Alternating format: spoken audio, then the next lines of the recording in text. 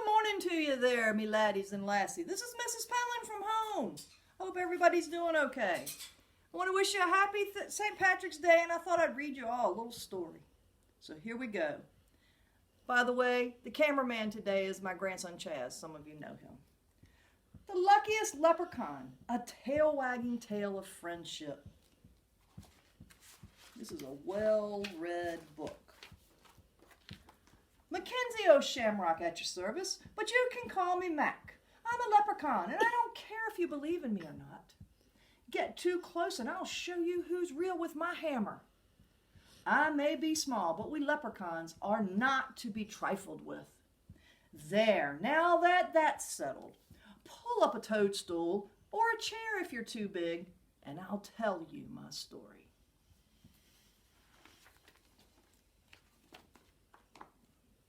I was born beneath a fairy hill back when time was new. Ever since, I've been making shoes for the fairy folk and guarding my gold from greedy people.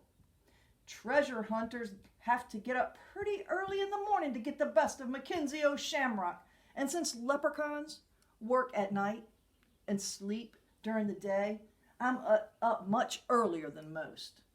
No, they haven't made the human yet.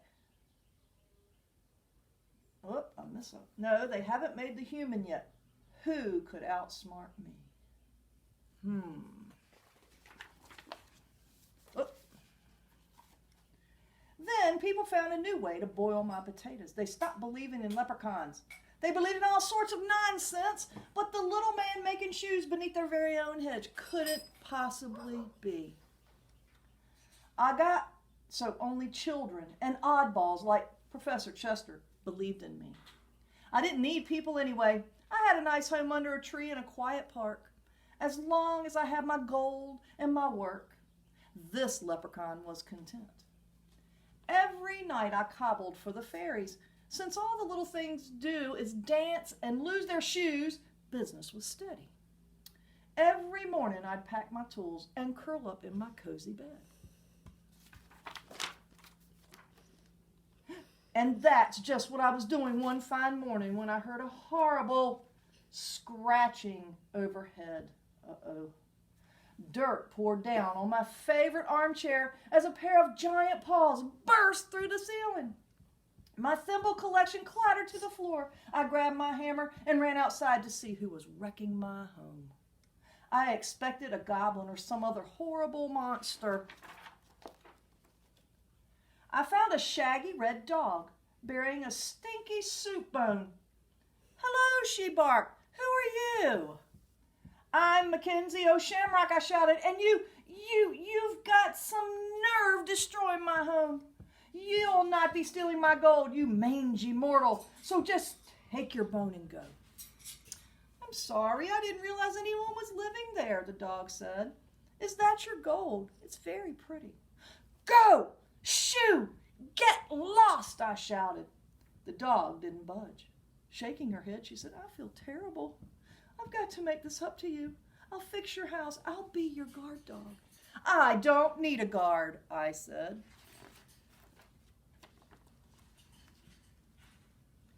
"But you must need a friend. Everyone needs friends," the dog says. "My name is Lucky. What's yours?" That made me even madder. "Mackenzie O'Shamrock," I yelled. "Oh, that's right. You did tell me," Lucky replied. "But that's so much to remember. May I just call you Mac? I hope you'll be friends. Everything's more fun when you do it together. Don't you think? Just the other day Lucky would have gone on like that for hours, but I told her to go away and stay away. Apparently stay was the only command the dumb dog knew. From then on, whenever I went, there was Lucky. She was slobbering over me when I woke up at dusk. She was on my heels while I gathered cobwebs for thread.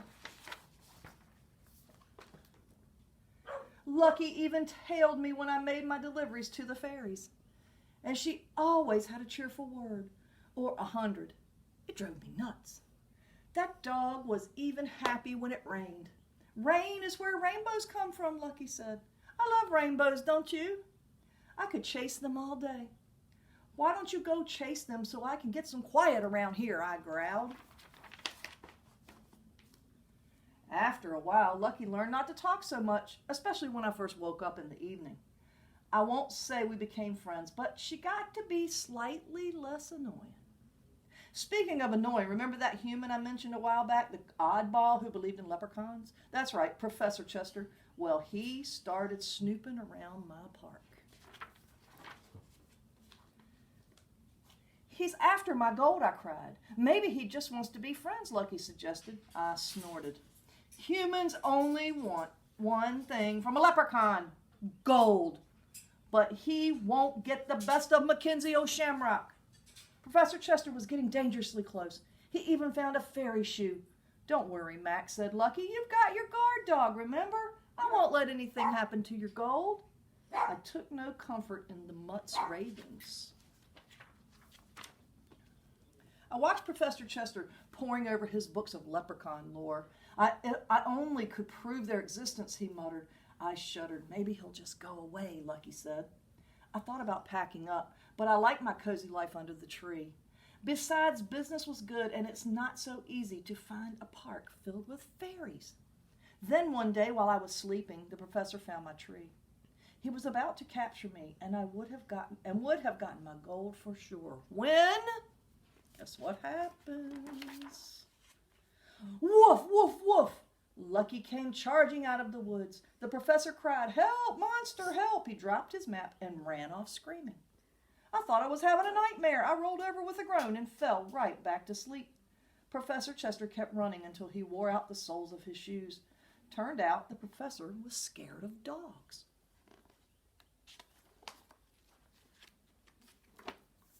That evening I woke up feeling something was wrong. For one thing, the dumb dog wasn't licking my face. Suddenly, with a jerk, I remembered the nightmare. I checked for my gold in all the secret hiding places. It was gone, and so was Lucky. I called Lucky's name until my voice was hoarse, but there was no answer. I felt as if I had lost my shadow and my friend. Then it hit me. My worst fear had come true. The dog wasn't as silly as she seemed. Lucky had duped me into trusting her. As soon as I'd let down my guard, she'd run off with my gold. I, Mackenzie O'Shamrock, the smartest leprechaun of them all, had finally been tricked out of my treasure. I searched the park for hours, but there was no sign of my gold or of Lucky. I told myself the dog had skipped off with my treasure, but part of me didn't believe it. One minute I was furious, the next I was worried. What if the pooch had chased a rainbow into traffic or gotten herself taken to the pound? I couldn't even keep my mind on my missing gold.